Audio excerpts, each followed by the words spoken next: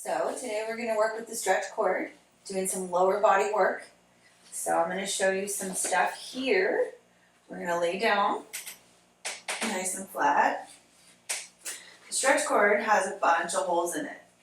So I'm going to start with the left leg because it's closest to the camera and you can see it as well. So you're going to go into the bottom strap. We're going to strap it around your foot. So you want to put it somewhere closer to the toe pad in between there and your arch so that you can get a good pull down. So you're going to get the toes pulling down and the heel's going to drive up. So we want to do that. So let me bring the rest of the cord down here. You can see there's tons more left. I'm going to come down 1, 2. I'm going to come down 3. Okay, so I'm going to come down 3 right here, nice and comfortable, and put my arm down on the table and just pull. Now my leg, I want it to try and be 90, so I'm going to pull it right here and see if I can get it up to 90. 90 is the ideal stretch, or an ideal angle for your hamstring stretch. So you want to feel it down here. You may feel it in the calf as well, that's completely normal. I personally feel it all the way down the chain. So I feel it all the way down into the glute. I like it like that, so I tend to drive through the heel more so that I can get a better stretch. Some people don't like strong stretches, so you can just neutralize the foot. But if you'd like a stronger stretch, go ahead and pull that heel back, or pull the toe back and get that heel driving to the window. My window's over there. All right, so from here, I'm going to just release down, probably one more, just so my leg can stay nice and long. I'm going to come out towards the camera, which is actually towards you, and get into the abductor muscle. So as I slowly bring the leg down, I'm going to try to get the leg to the same height as my hip, right here. And same thing, drive through the heel. And to be able to help loosen up the muscle in the hip a little bit more, you're going to flex and point with the foot. Flex, point, flex, point, flex, point. And then bring it back. Count it down from 5, 4, 3, 2, 1. We're going to come right back up to that center position where we were a second ago. Here, we're going to take the opposite hand. So we're going to take the right hand. We're going to go into the right hand and crisscross the body. So this knee, my right knee is bent right here. I've got it nice and bent. That's going to make it a little bit easier to deal with. You're going to bring your hand down on the ground and slowly cross your cross your leg across the body. You want to feel this stretch all the way up the hip and up the leg and up the shaft. It's going to feel amazing. Whew. Look away from it to get a longer stretch, so we'll look away on the far side.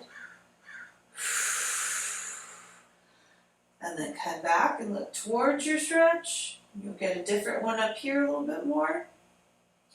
And then one more time, go ahead and look away. Bring the leg back to neutral. And take your foot out of the strap. So we're going to put this leg down, bend it right here. We're going to do the same thing to the other leg. I'm going to put the strap in here, extend it all the way up. Remember it to be close to the foot pad or right underneath so you have that little extra help to arch the foot. I'm going to come down 2 because I would like a really good stretch here. I'm going to try and stay right at 90, drive through the heel. And then for me, I like a little more of a stretch, so I'm going to actually pull my leg back even further. If you would like to do that, you're welcome to. Make sure that you're feeling a little bit of space here. I know that was where you were having some problems. Good. This leg needs a little more love from me right now. So we're going to go out. I'm going to come down that one more to the third hole and then slowly lead my leg out so I can get into the inside part of my leg, the abductor. Hold it out here when you get it to the spot that's the most comfortable. And then you're going to pump and flex the foot. 5, 4, 3, 2, 1. drive back through that heel, woo, and then bring it back up here one more time. We're going to crisscross the hands, so now the left hand's going to take control. The right hand's going to come down on the floor or the mat just to stabilize the body, and you're going to crisscross the leg. So you want to keep this hip nice and stable, keep the leg nice and stable. As you saw, I did not roll into it. The hip is still facing the sky, but my other leg is crossing over the body as much as I can without hurting myself. I really like a good stretch here, so I tend to come just a little bit more. 5, 4, 3, 2, 1. Go ahead and bring that back to neutral and release both feet. Okay, so now we're going to go right into the center. So we're going to look up here, try and find the center ones. Okay, so the center one I'm actually going to leave empty, and I'm going to put my feet in the 2 around it. So I'm going to go 1 here and 1 here. So there's 1 in the middle empty. Let me go here and here. Okay, so I'm going to go right under the toe pads, exactly in the same positioning we were before. Now we're going to come down evenly with the hands. This side's going to have a little bit more of the strap available because there's an extra hole there. We're going to come down evenly with both of the hands and drive through the heels. And then flex the toes. And then drive through the heels and flex the toes. We're going to do that 3 more times. Drive through the heels.